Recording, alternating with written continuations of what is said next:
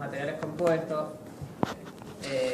todo eso lo vamos a ver en detalle, ¿está bien? Entonces cuando tengamos ese abanico de selección de materiales, recién vamos a entrar con más profundidad en el tema, ¿sí? Hay distintas formas de selección de materiales y hacia el final de la materia, debería ser las últimas clases, hablaremos un poquito más de algunos de los métodos, como son a través de manuales, selección a través de manuales, de ese tipo de cosas, ¿también? A través de páginas web, etc. Entonces ahora, más que nada, esto más que introducción a la selección de los materiales, ya hablaría de importancia de la selección de materiales, ¿está bien? En ingeniería, por supuesto.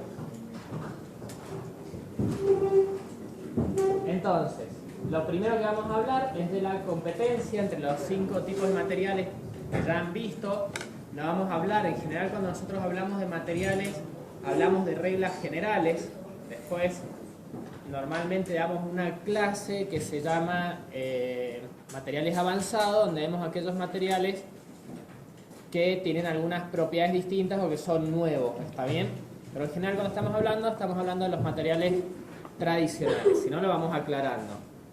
Después vamos a ver un poquito las dos etapas que son en general de la selección del material, que es selección del material óptimo, y después lo que sería un sustituto, por ejemplo, de un metal. Vamos a tomar esta parte de la importancia de la selección del material, lo vamos a ver en base a un ejemplo solamente, ¿está bien?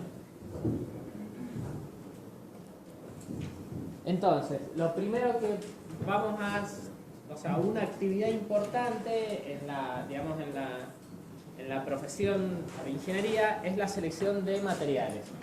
Y no siempre salimos a diseñar cosas, sino que muchas veces seleccionamos algo que ya existe, ¿está bien? O sea, no siempre es rentable salir a diseñar algo nuevo, ¿sí? Entonces, algunas de las cosas que vamos a tener en cuenta es si tiene que resistir, si se puede deformar, si va a trabajar en un ambiente corrosivo o no, son todas cosas que más todos sabemos. Si digamos, si tiene alguna limitación de tipo ecológica, por ejemplo, en el pasado se usaba muchísimo como aislante el amianto. Hoy todo el mundo sabe que las fibras de amianto son cancerígenas. Entonces no puedo usarlo en cualquier lado. En función de todas esas cosas, voy a ir, o sea, del ambiente, de trabajo, del material que yo voy a seleccionar para una pieza, un conjunto de piezas, va a depender, digamos, cómo limito mi material. Y después una cosa que es importante, que uno eso lo ve, en realidad uno se lo encuentra en la realidad cuando les toca de verdad seleccionar un material y se encuentran que uno tiene una lista grande, por ejemplo, no sé, los clásicos proveedores de aceros en Argentina es Asindar, de aluminio es Aluar. Y uno va a las tablas, selecciona, diseña en base a las medidas que vienen comerciales. Pónganse que van a diseñar, no sé, una silla con determinada resistencia. Bueno, selecciona los tubos, ¿sí?, con determinado espesor, los diseñas, y después cuando uno va y va a los comercios se encuentra que no están todos disponibles. Y que si van a hacer una silla, no le van a traer desde Aluar o de Asindar toda una barra con las características que ustedes necesiten, ¿está bien? Una cuestión de que no tiene sentido a nivel operativo. Entonces, digamos, las limitaciones son un poco lo que yo tengo disponible y el costo que tiene el material. A ver, si ustedes van a aprender a andar en bicicleta, no se van a hacer a ver, más extremo. O sea, si van a aprender a manejar, no van a comprarse un auto de Fórmula 1, ¿está bien? Entonces, uno sobre todo cuando recién empieza quiere hacerlo al mejor material, de lo mejor que exista digamos, la realidad es que el costo es un limitador importante, ¿está bien? Entonces, seleccionar bien un material puede determinar el éxito de un diseño. O sea, en realidad uno puede, les decía, o sea, uno puede diseñar una pieza o elegir. Por ejemplo, ¿cuándo elegiría yo una pieza? Y supónganse que tienen una bomba que mueva fluido, el que sea, y tienen que, o sea, no va a ser lo mismo si va a mover agua que si va a mover petróleo, ¿sí? Van a tener características de trabajo totalmente distintas, ¿está bien? Entonces, yo podría digamos, va a depender la selección un poco de lo que yo haga, es de si ese diseño o esa selección de un elemento ya existente va a ser exitoso o no, y va a tener la vida útil que yo espero que tenga. ¿Está bien? Bueno, este no recuerdo si es el Golden Gate, creo que sí, y bueno, fue, digamos, uno de los primeros puentes con ese tipo de estructura así en voladizo, y bueno, y fue un éxito hace años que está, digamos. Por supuesto que se le hace mantenimiento, corrosión y todo ese tipo de cosas, pero digamos ha sido, o sea, fue de los primeros puentes que se hicieron así metálicos con esa trocha, digamos, con esa separación tan grande, ¿no?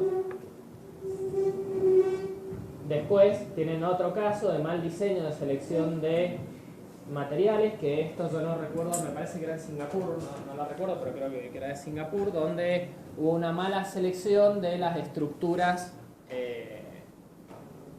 digamos, de las columnas que soportaban el techo, ¿está bien? No tenían la resistencia adecuada. Cuando tuvieron un poco de carga por viento, se derrumbaron. Por suerte, sin gente, ¿está bien?